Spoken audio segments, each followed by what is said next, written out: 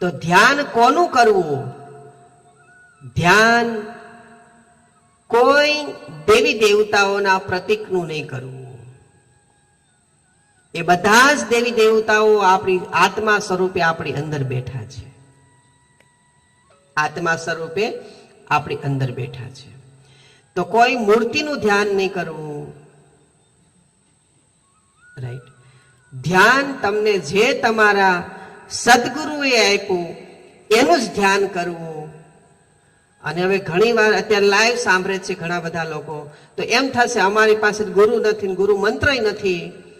તો જ્યાં સુધી જે જીવને ગુરુ નથી મળ્યા, કે જે આત્માને ગુરુ નથી મળ્યા, એને એક પણ મંત્ર બહારથી લેવો પણ નહીં, સાંભળવો પણ નહીં. જ્યાં સુધી ગુરુ ના મળે ત્યાં સુધી, રાઈટ, ત્યાં સુધી એને કોનું ધ્યાન કરવું? તો એને પોતાનું ખાલી શ્વાસનું જ ધ્યાન ધરવું, બીજું કશું કાંઈ કરવું નહીં. શ્વાસ ઉપર ધ્યાન રાખો. સદગુરુ શ્વાસે શ્વાસે તમને ગોતી લેશે.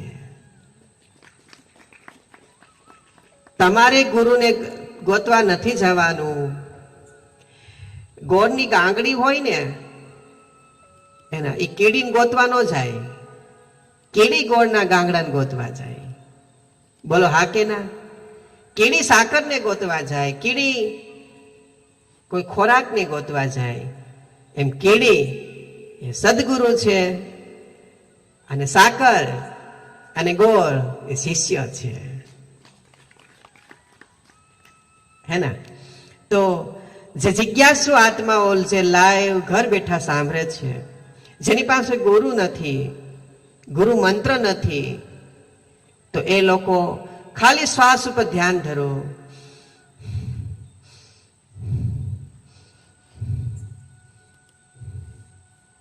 તમે આધ્યાત્મિક શક્તિથી, આધ્યાત્મિક વાઇબ્રેશનથી તમે ગુરુ પાસે આવી જ જાશો.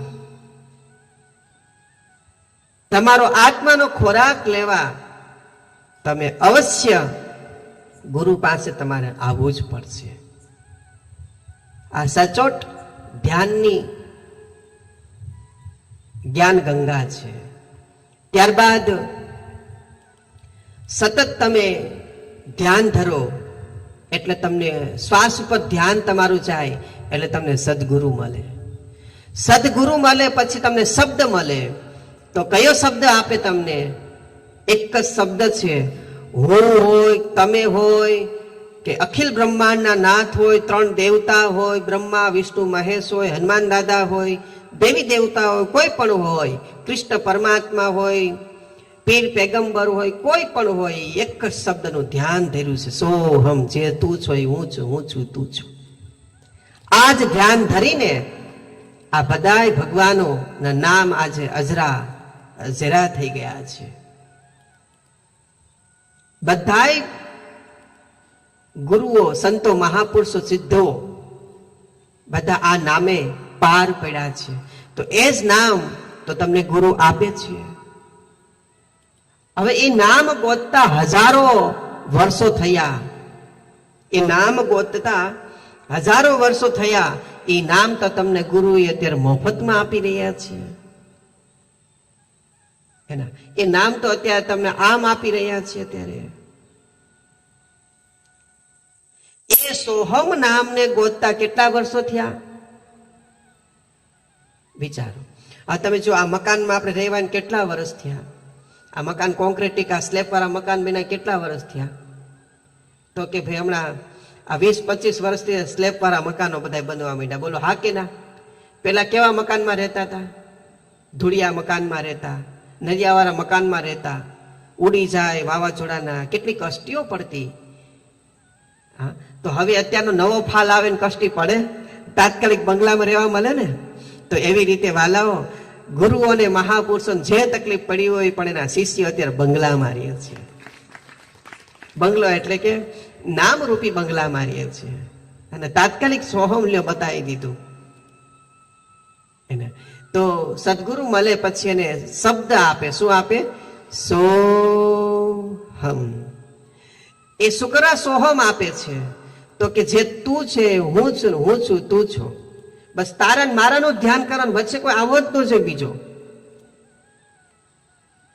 એના તો હવે આપણા અંતર્મનને કોણ જાગરણ કરાવે છે? હાલો, આપણા અંતર્મનને કોણ જાગરણ કરાવે છે? ગુરુ. કોણ? ગુરુ. ગુરુ તત્વ આપણા અંતર આત્માનું જાગરણ કરાવે છે. ગુરુની કૃપા થાય તો જ આપણા અંતર્મનનું જાગરણ થાય છે. એ જે અંતર્મન છે એ ગુરુ છે, અને બહિર્મન છે તું પોતે છો. છે કે નહીં? હે ને? એ બહિર્મન છે એ તું પોતે છો, અંતર્મન એ ગુરુ તત્વ છે. બસ બેયને એક તારમાં, સો એટલે તું, હમ એટલે હું છું. શું? સો એટલે તું છો, હમ એટલે હું છું. આપણા પૂર્વજન્મના ભાગમાં આવી ગયું છે. આવી ગયું છે કે નહીં? એના તો વાત અત્યારે એ જ આવી અત્યારે. એટલે 100 માં તમારે શ્વાસ લો એટલે 100 કરવાનું, હમ એટલે મને યાદ કરવાનું. મને એટલે કે આત્મા. અને આત્માનું જાગરણ કોને કર્યું? ગુરુએ. વ્યક્તિ ગુરુ છે? કોઈ વ્યક્તિ ગુરુ છે? નહીં, એની શક્તિ ગુરુ છે. તો એની શક્તિથી જે જાગરણ થયો છે. એટલે હું અને તું, હું અને તારા વચ્ચે કોઈ આવવું જોઈએ નહીં. બે માણા વચ્ચે કોઈ આવે? બોલો, કોઈ આવે? બે માણસ વચ્ચે કોઈ ત્રીજો આવે નહીં. અને આવે તો એમાંય ઝઘડા થાય છે, ધારિયા ઉડવા માંડે. ઉડે જ છે ને? એના તો મારા ને તારા વચ્ચે કોઈ આવવું જોઈએ નહીં. રાઈટ? અને જે શબ્દ આપ્યો છે એ સદગુરુ છે. જે તમને શબ્દ આપ્યો એ સદગુરુ છે. શબ્દ મળ્યો એ સદગુરુ છે. આ સામે બેઠા એ ગુરુ નથી. શબ્દ જે મળ્યો એ સદગુરુ છે.